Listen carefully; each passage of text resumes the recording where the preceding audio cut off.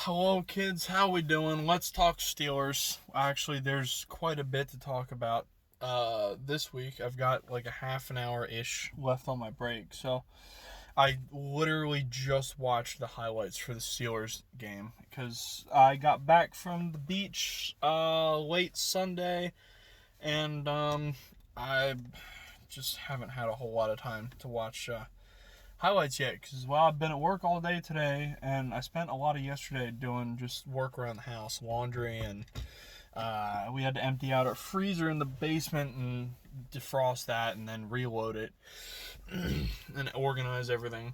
So I'm going to hit a bunch of things here. We're going to talk, obviously, broad picture. We're going to talk Steelers. We're going to talk defense. We're going to talk Jim Schwartz. We're going to talk Zach Ertz. We're going to talk JJAW. We're going to talk Fulgham. We're going to talk Wentz. And yeah, I think that's the big things. But I want to start. I actually want to start with Ertz.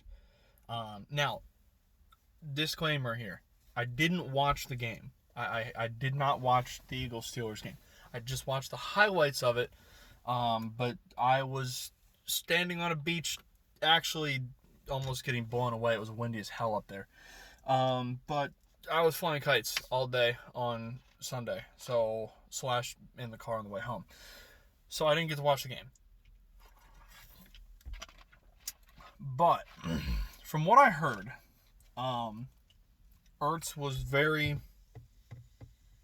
lackluster in his energy, we'll say. Was kind of coming off like he didn't care, didn't feel like being on the field really, and that pisses me off. I think people who've watched me for a little while now know that probably my biggest pet peeve among players is players who just don't care. They're not putting forward the effort. Like, look, if we've got a player who's not so great, but he shows up every week, plays his heart out, we can work with. I've always said this about Jalen Mills. Say what you will about Jalen Mills. Is he the best corner / now safety, I suppose? Not really. But he's got an unmistakable swagger. And no matter what, he shows up. He shows up and he plays. So, he's not the most talented, but at least when he steps onto the field, he's giving it his all. And if there's players that aren't doing that, cut them, get rid of them. I don't want them. I'd rather have a roster full of players that were mediocre talents than stars who didn't give a shit and weren't playing. So if that's the case with Ertz, and I've been noticing this for the last, like, as the season has gone through, I keep looking at the stat sheet going, where the hell is Zach Ertz? He's got, a couple, considering how many receptions he had last year, like him and Wentz, it was like, that was the biggest reason when people started talking about trading Ertz. I was like, no, I don't want to do that because of the chemistry that him and Wentz have. If that chemistry is now gone because Ertz doesn't feel like playing, done with him. And you know what? Honest to God, I don't think I'd trade him. I think I'd sit him. I wouldn't give him the honor. I'd sit him.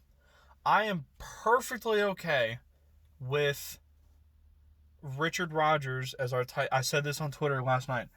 Night before, I don't know, whenever the hell it was.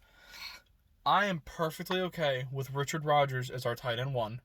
And our tight end 2 for now can be Josh Perkins, if Josh Perkins is still around.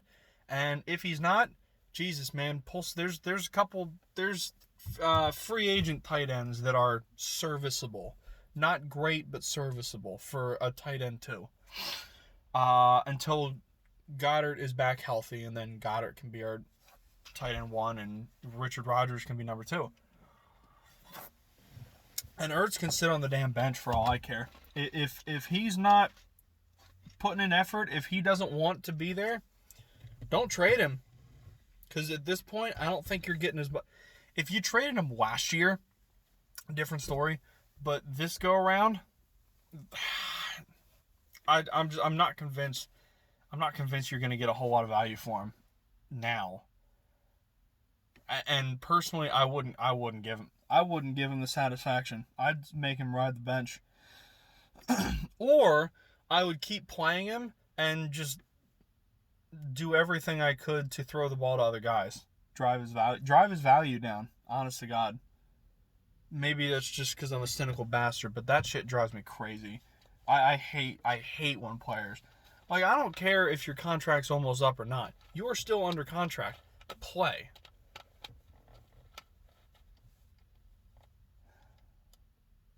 I hate it. I hate that. But no, if that's the case and that's what's going on, bench him.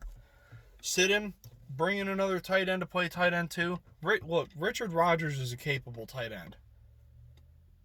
He played tight end 1 in Green Bay for a couple of years, and I thought he did perfectly fine. Aaron seemed to like him, so I'm good with him for now. And then when Goddard comes back healthy, then bump him back to 2.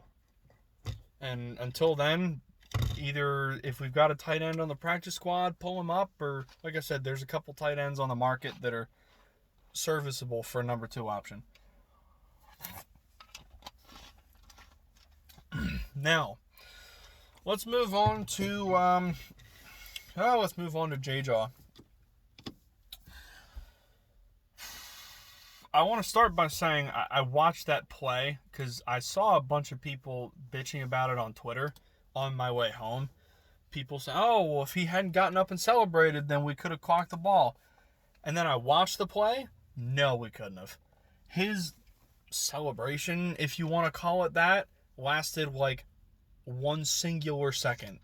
And then he was running back over, tossed the ball to Kelsey, and Kelsey was standing there with it, waiting for an official. And an official didn't even come into the camera screen until there were like 2 seconds left on the clock. That play had absolutely nothing to do with Ortega-Whiteside. So give that shit a break, because the refs were nowhere close to the play. Whiteside literally tosses it while he's still on the ground and gets up immediately. We still don't have enough time to clock that ball. So leave that mess alone. Now, the kid's still garbage, and I can't believe we drafted him over DK Metcalf. But I'm not going to attack the man for shit that isn't his fault. There's plenty of other stuff to attack him for. Now, the game, broadly speaking, I thought Wentz actually played a pretty good game. I mean, the fact that we hung, was it 29 on what I think is statistically the best defense in the NFL right now, good with it. I don't feel like there's a whole lot of shame necessarily in losing to Pittsburgh. Now, we made some. Now, it was a winnable game. But I don't know. Like, this loss doesn't piss me off nearly as much as, say, the Washington game or the Cincinnati game. So I'm not really worried about any of that. If you hear, safe home 24-hour. Ignore that. I'm turning this on so I can. There we go. So I can see the time. I gotta keep track of time here. Where was I? So Wentz, I thought Wentz played a good game. I thought the offense played a good game. Miles Sanders, man, big shout out to him. That kid has consistently been like, he has been the only bright spot on our offense consistently, except for week 1 because he didn't play. And Slay has been the only bright spot consistently on our defense. So big props to the two of them. They both showed up in a big way this week. Schwartz, look, I've been, again, anybody that watches me knows this, I've been a pretty big Jim Schwartz supporter.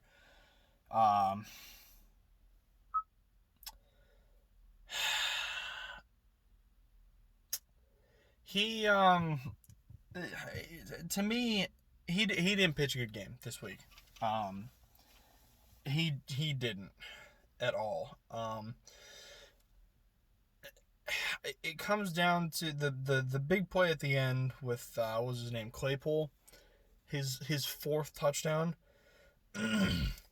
Look, I'm not even going to get into the Nate Gary discussion because I don't want to, but the fact that you had a linebacker, not even Nate Gary, just a linebacker covering that kid who had burned you for 3 touchdowns already, I don't know why we're surprised that he got a fourth.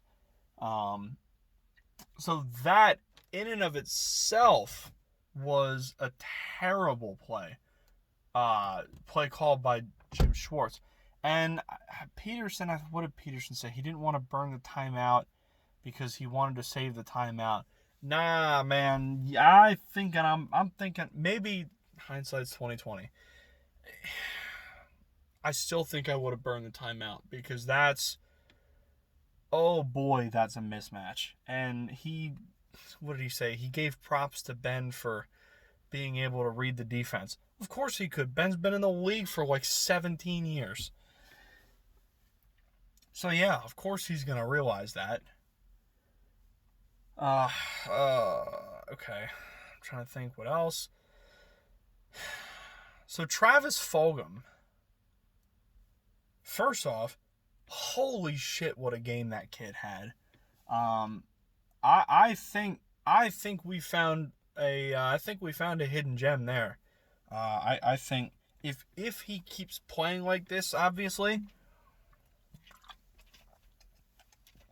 I hope he's not a one-hit wonder, because my God, if he can keep playing like this, it gives me a little more hope for the rest of the season. This was a game I could have seen us getting blown out in. Given the way our offense had been playing, I was looking at Pittsburgh's defense thinking, oh shit, this could be really, really bad. But I don't know. There's so much. There's a lot of young talent, I think, to be excited about. Sanders, obviously. But I like the idea of the receiving core being Fulgham, Hightower, and Greg Ward. Now, Hightower has had a little bit of drop issues, but they were mostly in the first couple games.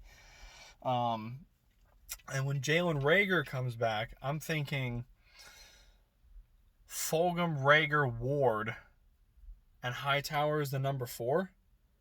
I don't know. I feel like I kind of like that offense. Now, again, these are all young guys, so they haven't really proven a whole lot yet. I mean, yes, Fulgham had a phenomenal game, but can he keep doing it is the big question.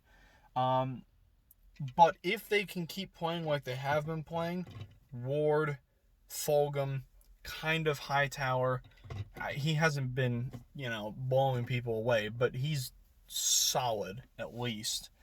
And once Reagor comes back, if we can keep that young core and they can keep getting better and getting more chemistry with Wentz, I don't know. I think I might like that. But now the problem there is here we are paying Jeffrey, what's his contract, like $17 million a year? Excuse me. And Deshaun Jackson, I think, was $10 million this year. And they're both on IR. Now, or they're both not playing. I was really excited about Jackson coming back to Philly. But my God, the injuries have been insurmountable for him. I think it might just be time to hang him up. And I saw somebody saying when Jackson and Jeffrey come back, somebody on Twitter said when Jeffrey and Jackson come back, I want them on the bench in favor of, and I'm not sure I'm willing to go that far yet. I'm curious to see how Jeffrey plays maybe when he comes back. Jackson's still got the speed when he's healthy. Health is just the problem for both of them. Now, I've seen a lot of people wanting to trade for AJ Green. I am not in favor of that. Unless you can get him for, dirt cheap. Like, if you could get him for, like, a fourth, or maybe even a third, all right, that's fine. But I'm not sure I quite understand why people want to trade for AJ Green.